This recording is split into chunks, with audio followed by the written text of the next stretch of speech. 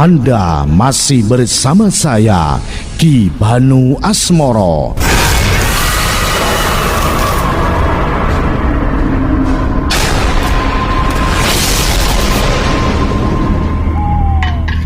Inilah cerita-cerita misteri Radio Istana FM Bojonegoro. Bagi Anda jimatres-jimatres semua yang ingin punya kaos jimat aktivasi eksklusif tahun 2021, ya, kaos jimat eksklusif atau baju kebesaran jimat atau gelang jimat Raja Sulaiman dan Buluh Perindu, dapatkan di studio Radio Istana FM, Jalan Mungin City nomor 126, Bojonegoro, Jawa Timur.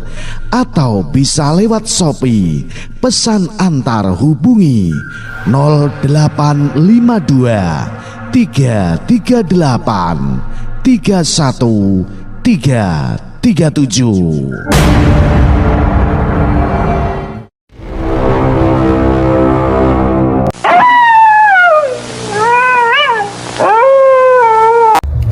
Assalamualaikum, saya Ratnantika. Untuk Jimaters jangan lupa subscribe, like, dan komen di channel YouTube Jimat Radio Istana FM. Dan pokoknya share di sosmed kalian semuanya ya.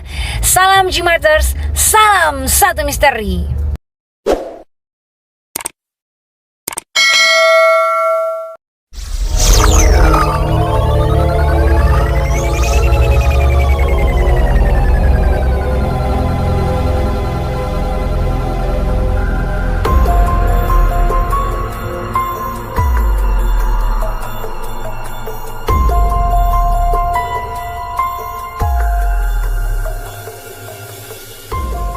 Inilah cerita misteri bersambung Terekan Gedung Janin bagian terakhir, ditulis oleh Masrullah Fakih dengan pembawa cerita Ki Banu Asmoro.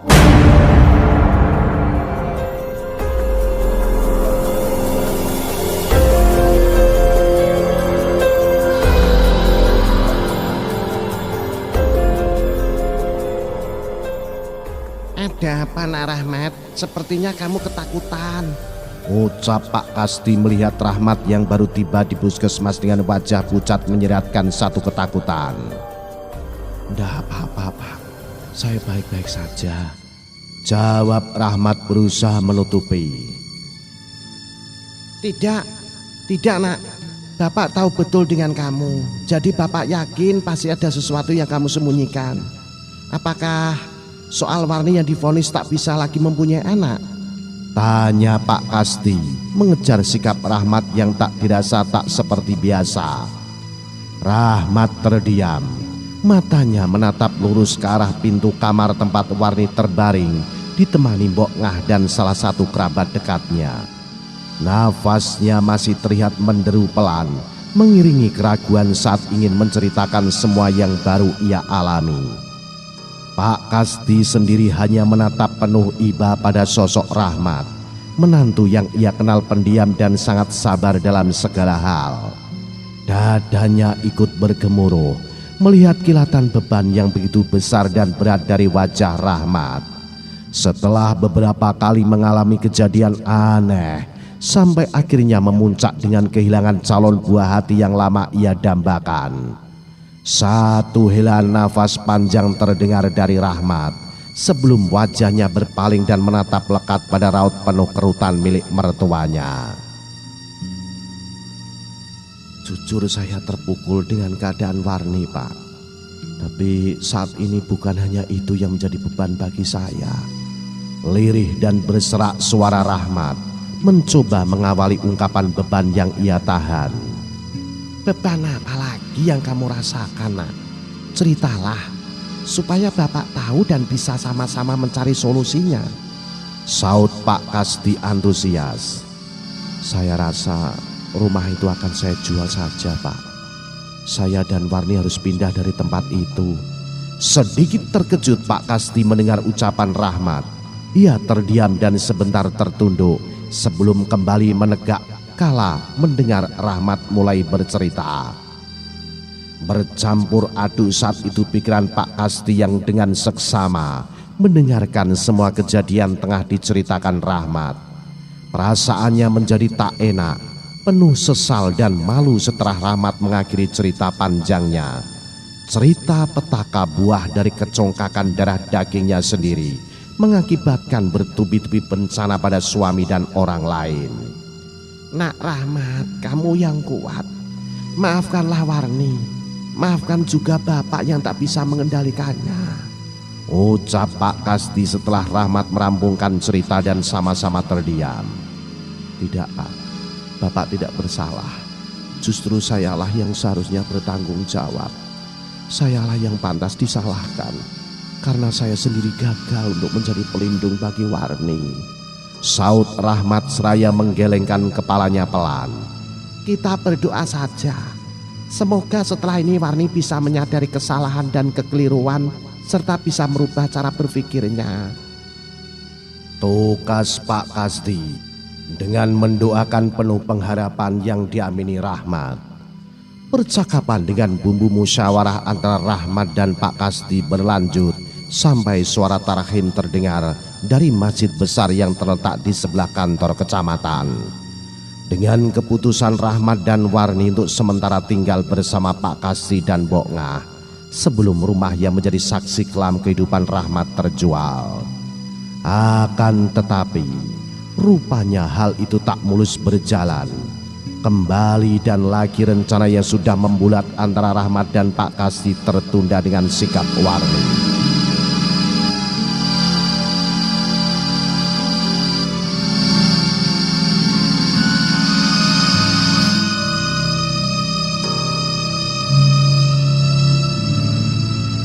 Berawal dari kesadaran Warni sore itu, setelah lebih dari 30 jam ia pingsan.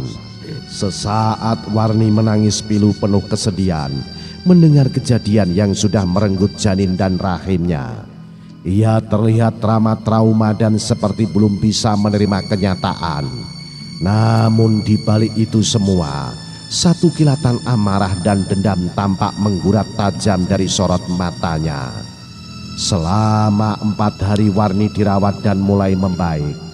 Tapi selama itu juga ia lebih banyak terdiam dan seperti enggan berucap. Perubahan sikapnya itu sempat disambut positif oleh Rahmat dan kedua orang tuanya yang sangat berharap akan perubahan sifat dan cara berpikir Warni setelah mengalami kejadian itu. Namun mereka rupanya salah dalam menyikapi diamnya Warni.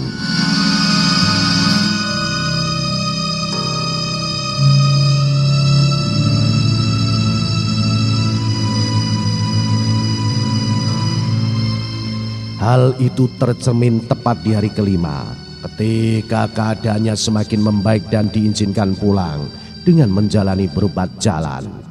Saat itulah Rahmat mengutarakan keinginan yang telah disetujui Pak Kasti dan Mbok Ngah bahwa akan sementara pindah ke rumah orang tua Warni dan berniat menjual rumah mereka sendiri yang telah menorehkan luka dan malapetaka. Namun seperti sebelumnya, sikap kekeh batunya kembali menolak untuk tinggal bersama dengan orang tuanya meski hanya sementara. Mas, itu adalah rumah hasil jerih payah kita. Itu impian kita selama ini. Aku tetap tak setuju jika rumah itu dijual. Bantah Warni dengan memalingkan raut wajahnya ke arah jendela kamar puskesmas tempatnya dirawat. Dek, aku tak mau lagi berdebat denganmu. Sudah cukup kerasnya prinsipmu telah menghancurkan impian kita. Aku tak mau lagi hidup dalam bayang-bayang ketakutan setiap hari di rumah itu. Tegas kali ini ucapan Rahmat, tapi itu belum cukup untuk menggoyahkan pancang prinsip Warni yang masih menancap kuat. Mas, ketakutan yang Mas Rahmat rasakan itu terlalu berlebihan. Aku tahu dan percaya itu ulah Mbah Sula. Aku percaya kalau dia wanita iblis. Tapi, apanya karena dia kita harus keluar dari rumah itu? Saut Warni masih dengan teguh membela keyakinannya. Apa masih belum cukup semua yang kita alami? Apa harus menunggu saya atau kamu menjadi korban selanjutnya setelah calon anak kita yang mereka ambil? Kalau itu maumu silahkan. Kalau itu yang kamu kehendaki, aku tak bisa lagi memaksamu. Tapi aku juga tak bisa menemanimu jika tetap di rumah itu. Pelan dan parau suara Rahmat.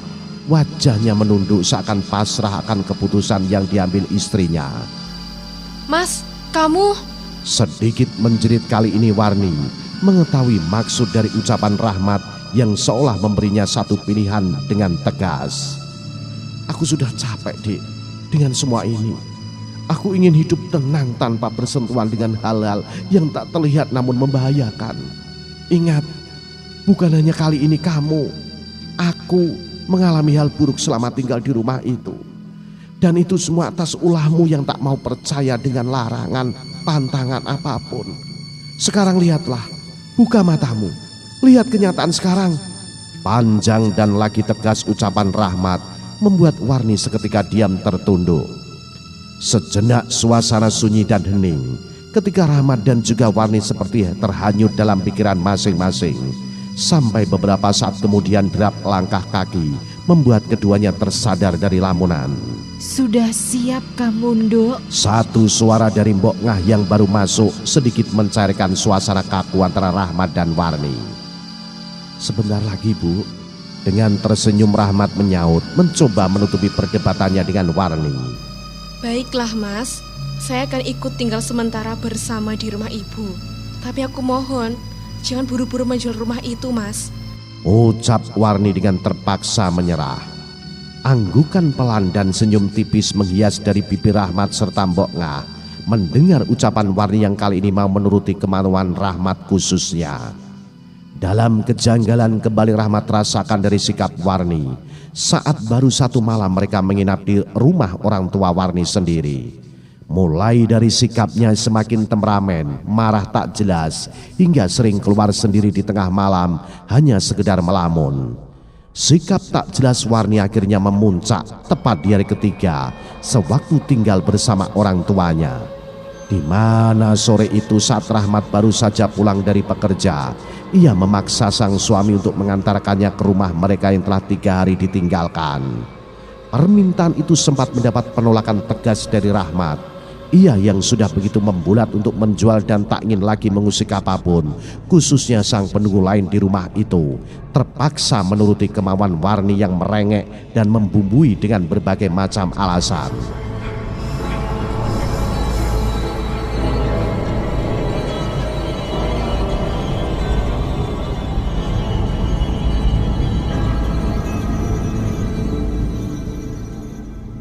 Setelah berpamitan dengan Mbok Ngah, Rahmat yang masih terlihat lelah akhirnya mengantar Warni ke rumah yang telah membuatnya merasakan kengerian. Bayang ketakutan seketika melintas dalam benak Rahmat ketika baru saja sampai di halaman. Memaksa memori di kepalanya, spontan memutar kembali kelebatan kejadian menakutkan, mengerikan dan memilukan. Rahmat yang berjalan di belakang Warni sedikit ragu untuk ikut masuk ke dalam. Rasa takut begitu menggambar jelas pada raut wajahnya saat Warni membuka pintu, memunculkan bayangan sosok Mbah Sulak serta sosok wanita berambut panjang bermata putih rata. Meski itu hanya bayangan sepintas, namun dalam hati Rahmat merasa seperti nyata dan seolah menjadi suatu tanda isyarat. Mas, kenapa kamu kok seperti takut gitu? Tanya Warni melihat wajah Rahmat menegang dan seolah enggan untuk ikut masuk. Entahlah, Dik, perasaanku tiba saja tak enak, saut Rahmat pelan. Ya sudah, kalau begitu biar aku saja yang masuk, ujar Warni. Ya sudah, kamu cepat ambil pakaian dan kebutuhanmu, aku tunggu di sini. Warni akhirnya melangkah masuk tanpa berkata apapun lagi setelah mendengar jawaban dan perintah Rahmat, yang saat itu memilih duduk di kursi kayu teras depan, menatapi jalanan sepi depan rumahnya seperti biasa ia saksikan di kala waktu senja. Beberapa menit, ratusan detik telah berlalu, namun belum ada tanda Warni selesai mengemasi barang-barang miliknya dan keluar, membuat Rahmat yang menunggu semakin merasai kegusaran yang sejak awal menghantui perasaannya. Sebentar Rahmat bangkit, sekedar ingin membuang kegelisahan sambil menunggu dengan menatapi langit redup dari halaman. Tapi hal itu tak membuahkan hasil. Justru saat mengetahui langit semakin beranjak kelam, Rahmat semakin dirundung rasa tak nyaman. Apalagi mengingat akan hal-hal menyeramkan yang ia alami dulu. Hampir kesemuanya di waktu tepat seperti saat sekarang membuat perasaannya tak karuan. Rahmat akhirnya memutuskan untuk masuk ke dalam, berniat melihat dan membantu Warni. Langkahnya sempat terhenti sejenak saat tubuhnya baru memasuki ruang tamu. Kala itu Rahmat merasakan betul hawa dalam rumah yang baru dikosongkan 3 hari terasa begitu sinung dan sedikit lembab. Namun Rahmat tetap meneruskan melangkah masuk, menepis pikiran liar serta menekan rasa takutnya. Gemuruh degup jantung Rahmat seakan terpacu kencang ketika melihat kamarnya dalam keadaan kosong. Tak ada sosok istrinya, tak ada tas maupun ransel yang dibawa Warni untuk mengemasi barang kebutuhannya. Yang ada saat itu hanya bau wangi kembang kamboja menyengat serta keredupan dari cahaya lampu kamar. Bingung dan panik mulai menghinggapi Rahmat yang tak mendapati sosok istrinya. Padahal dalam hitungan waktu menurut pikirannya, seharusnya Warni sudah selesai mengemasi barang-barang miliknya. Rahmat akhirnya meninggalkan kamar dan mencoba mencari Warni ke arah belakang. Melangkah penuh rasa khawatir sambil memanggil-manggil pelan. Namun sesampainya di dapur, ruang terakhir dalam rumahnya, sosok Warni juga tak dijumpainya. Bahkan suara panggilannya masih terus keluar dari mulutnya juga tak bersaut meski sudah mengeras dan lantang. Kekhawatiran serta kecemasan Rahmat semakin mencuat manakala sampai hari mulai gelap, namun belum juga menemukan sosok istrinya. Lama Rahmat mencari dan memeriksa di dalam rumah, memeriksa tiap-tiap ruangan yang ada sambil terus memanggil, tapi tetap saja nihil. Hingga akhirnya satu bisikan kuat mendorong dirinya untuk mencari di belakang rumah. Rasa takut yang menyelimuti jiwanya sebentar ia abaikan demi mencari keberadaan Warni. Setapak demi setapak kaki Rahmat menyusur pekarangan belakang rumahnya. Cahaya membulat dari pancaran senter di tangan kanannya sedikit membantu penglihatannya dari suasana gelap waktu malam yang baru menyapa alam. Kelegaan sekilas menyerat di wajah Rahmat kala cahaya senternya menangkap punggung satu sosok yang berdiri membelakangi. Sosok dengan juntaian rambut serta pakaian sama persis dengan milik Warni membuatnya mempercepat langkahnya. "Dek, kenapa kamu malah di sini? Ayo kita pulang," ucap Rahmat setelah dirinya tinggal 2 meteran dari sosok yang ia yakini sebagai sosok istrinya. Tapi sampai beberapa saat menunggu Rahmat tak mendengar sautan, bahkan sosok berpakaian sama persis istrinya bagaikan patung diam tak bergerak sama sekali. "Dek, kamu kenapa?" Lagi Rahmat mencoba menyapa diulang-ulang, namun hal yang sama dilakukan sosok di depannya. Firasat tak enak seketika menyeruak dalam batin Rahmat. Keyakinannya akan sosok di depannya adalah Warni sedikit demi sedikit luntur mendapati gelagat aneh dari sosok itu. Apalagi tak berselang lama, bau wangi kamboja tiba-tiba saja hadir menyusup di hidungnya saat rasa heran masih mendera. Rahmat akhirnya nekat melangkah ke samping demi memastikan sosok itu. Tangannya dengan spontan mengarahkan cahaya senter ke arah wajah saat dirinya tepat berada di samping kanan sosok wanita itu. Dan betapa terkejutnya Rahmat kala matanya dengan jelas melihat raut muka putih pasi berhias 2 cairan merah mengalir dari 2 bola matanya.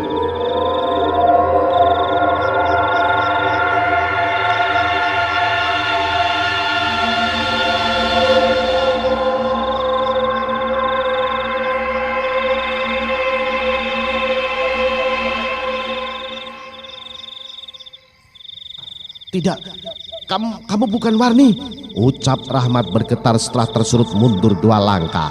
Selintas sosok sama persis Warni tertunduk sebelum kemudian kembali menengadah dan perlahan berpaling ke arah Rahmat dengan tatapan mata sayu memelas, seolah penuh penyesalan hingga menggulirkan dua lelehan darah dari dua lubang matanya.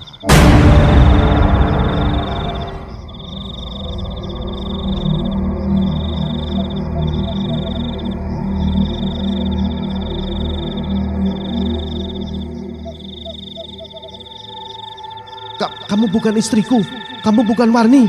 Seru Rahmat di sela-sela tekanan rasa takutnya. Lutut dan tubuhnya semakin terasa lemah tak bertulang.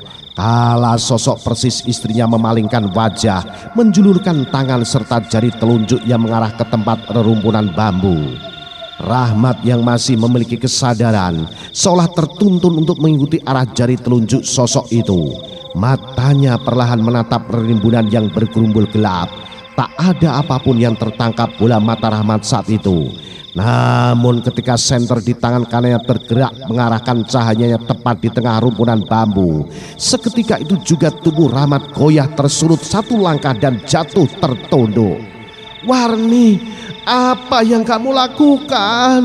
Lirih suara Rahmat, tertekan rasa takut dan ngeri melihat sosok asli istrinya tengah bersimpuh memangku seonggok gumpalan lunak berwarna hitam kemerah-merahan yang berdenyut seolah bernyawa.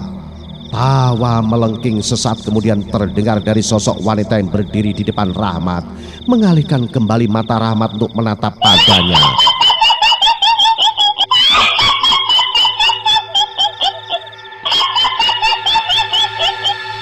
Lagi-lagi Rahmat terkesiap tanpa ekspresi, manakala sosok yang awal dirinya lihat berwujud sama persis dengan istrinya telah berubah menjadi sosok wanita bergaun putih panjang bermata putih rata.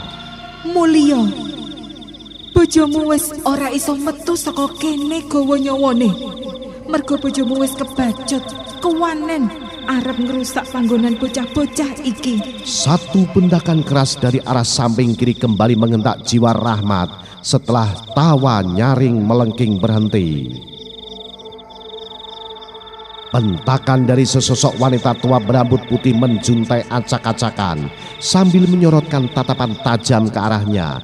Tak hanya itu, tak berapa jauh dari sosok yang tak lain adalah Mbah Sula. Puluhan sosok bocah beragam bentuk berdiri berjejer di belakang dan samping. Wajah-wajah mereka menyirat kengerian. Mata mereka yang sebagian juling dengan tanda bulatan hitam serta derai lelehan mengering, kemerahan di pipi, menunjukkan kemarahan yang tertahan, membuat diri Rahmat seolah tak lagi merasa berada di alam dunia nyata.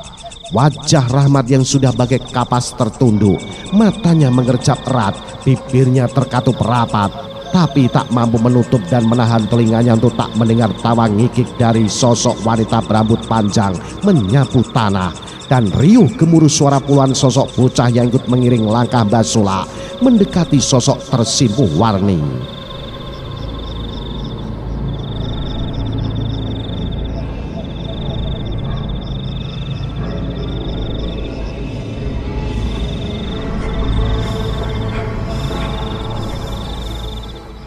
Ingin rasanya Rahmat segera bisa meninggalkan tempat itu, namun tubuhnya sudah terasa seperti tak teraliri darah kaku membeku. Jangankan untuk berlari, berdiri pun rasanya Rahmat tak lagi sanggup.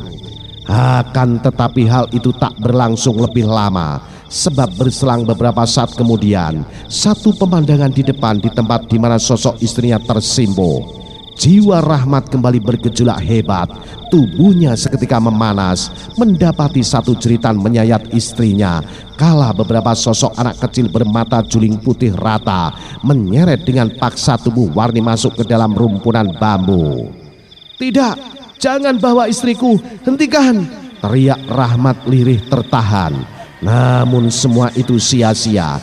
Tubuh Warni terus saja terseret masuk meninggalkan suara ratapan memilukan sebelum tertutup kabut tipis mengempul dari tempat hilangnya tubuh Warni bersama puluhan sosok bocah dan Mbah Sula, menyisakan sosok Nyai yang kembali tertawa nyaring melengking ketika melihat Rahmat tak berdaya. Satu senyum sinis dan tatapan menyengit di sela tawa yang mereda sempat Rahmat lihat dari sosok Nyai, dan menjadi akhir penglihatannya saat sosok Nyai menyusul masuk ke dalam rumpunan bambu, meninggalkan suara gemeresek dari rambut panjangnya yang bersentuhan dengan guguran dedaunan bambu kering. Harum wangi Kamboja yang awal menyapu wajah dan menyesak di rongga hidung Rahmat sebentar ikut menghilang, membuat Rahmat tak berselang lama memaksa tubuh lemahnya bangkit. Cepat dan beriring kepanikan saat kaki Rahmat yang masih terlihat goyah mengayun meninggalkan tempat itu. Tak berpikir lagi kotor di tubuh dan pakaiannya yang tertempel debu tanah serta lembaran daun-daun kering bercampur keringat. Tak dihiraukannya lagi air mata meleleh deras membasahi pipi. Tak dirasakannya lagi degup jantung ketakutan dan desiran darah mengalir. Yang ingin ia kejar adalah saat itu bisa segera pergi mencari pertolongan untuk menyelamatkan istrinya. Kencang kaki Rahmat mengayun. Setelah sampai di halaman, ia terus berlari seraya berteriak meminta tolong, mengundang kekagetan dan panik bercampur heran dari beberapa orang laki-laki pernah menjadi tetangganya yang sedang berkumpul di sebuah pos ronda. Tak lama kerumunan puluhan lelaki dan beberapa perempuan tampak mengerubung mengelilingi tubuh Rahmat yang kembali tersungkur kelelahan. Wajah pucatnya sebentar mengitari raut di sekelilingnya, menatapinya satu persatu sebelum suara terbata dari tenggorokan sedikit menjawab rasa penasaran orang-orang di sekitarnya. Deru nafas Rahmat sedikit melonggar setelah satu gelas air putih yang disodorkan salah seorang ia teguh tak bersisa. Tapi tak lama raung tangisnya pecah saat teringat kejadian yang menimpa istrinya. Suara memohon memelas dari bibir Rahmat segera ditanggapi beberapa orang yang telah mengerti dari cerita singkat Rahmat, dengan segera berlalu mencari Mbah Sarji dan Ustadz Lukman. Selang 15 menitan tampak sosok Mbah Sarji dan Ustadz Lukman datang beriringan, lalu segera beranjak meninggalkan tempat itu setelah mendengar penjelasan ringkas Rahmat. Ketegangan terlihat memenuhi wajah-wajah mereka yang mengikuti langkah Mbah Sarji dan Ustadz Lukman saat baru memasuki tanah kosong pekarangan yang membentang lumayan luas dari bangunan rumah Rahmat ke belakang. Sejenak Mbah Sarji yang berjalan paling depan menghentikan langkahnya saat akan melewati parit kecil berjembatan papan. Urat leher dan wajahnya terlihat tertarik mengencang kala dua bola matanya melihat ke arah rumpunan bambu yang terlihat terang terbantu dari paparan cahaya beberapa senter.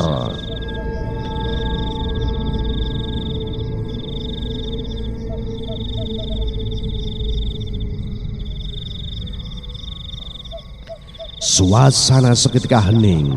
Mereka yang mengikuti seolah ikut terpaku oleh sikap Mbah Sarji. Meski tak melihat apapun atau mengerti dengan apa yang tengah dirasa oleh Mbah Sarji, tapi dari gelagatnya mereka yakin bila ada sesuatu dalam pandangan mata lelaki tua sesepuh mereka. "Ada apa, Mbah?" tanya Lukman lirih yang berada di samping kanan Mbah Sarji. "Berat. Saya rasa istri Rahmat tak lagi tertolong," jawab Mbah Sarji tak kalah lirih, seperti tak ingin terdengar oleh Rahmat yang berdiri di sisi kiri dengan diapit dua lelaki tetangganya. Lukman yang mendengar ucapan itu sejenak terkesiap, matanya segera beralih ikut menatapi rumpunan bambu sebelum akhirnya tertunduk dan menggeleng pelan. "Untuk urusan ini saya serahkan pada jenengan, Mbah," ucap Lukman masih pelan dan lirih. Tanpa menjawab lagi Mbah Sarji akhirnya maju mendekat ke arah rumpunan bambu. Lalu tak lama beberapa lelaki yang ditunjuk Mbah Sarji ikut menyusul termasuk Lukman. "Tolong ambilkan bunga 3 warna dan 7 biji dupa gunung kawi di rumahku," perintah Mbah Sarji pada salah seorang lelaki setengah baya yang berada paling dekat dengannya. "Baik, Mbah," jawab sang lelaki sebelum berlalu. "Apa masih bisa diambil jasad itu, Mbah?" tanya Lukman berbisik seperti telah mengetahui dengan keadaan di tempat itu. "Saya akan usahakan. Tolong nanti Mas Lukman bantu doa supaya bisa menurunkan dan mengembalikan jasad itu," jawab Mbah Sarji sembari menunjuk muka ke satu arah yang kemudian disambut anggukan kepala Lukman. Beberapa puluh menit suasana hening penuh ketegangan berlangsung. Sedikit berubah kala lelaki yang mendapat perintah Mbah Sarji tiba dan menenteng sebuah bungkusan. Tak lama Mbah Sarji duduk bersila setelah menaburkan bunga di rumunan bambu serta membakar 7 biji dupa yang dibawa lelaki dari rumahnya. Lukman yang mendapat isyarat Mbah Sarji segera ikut bersila di belakang, lalu disusul 4 lelaki sekaligus yang juga atas perintah Mbah Sarji. Detik, menit telah dilalui Rahmat serta orang-orang yang menunggu Mbah Sarji, Ustadz Lukman dan beberapa orang lainnya penuh ketegangan. Hawa anyep sangat dirasakan semua orang di tempat itu. Debaran rasa takut memenuhi raut mereka yang mulai terbasahi bulir-bulir bening keluar dari pori-pori kulit masing-masing. Apalagi kepulan asap menebarkan bau wangi khas dari 7 buah dupa yang terbakar, semakin membuat jantung dan dada mereka berdegup, bergemuruh tak beraturan. Hanya Rahmat kala itu yang sudah seperti hilang rasa takut di hatinya. Wajahnya terlihat lekat menyirat kecemasan, menanti dan berharap istrinya bisa diselamatkan. Namun harapannya bertolak dengan kenyataan yang diterimanya beberapa waktu kemudian.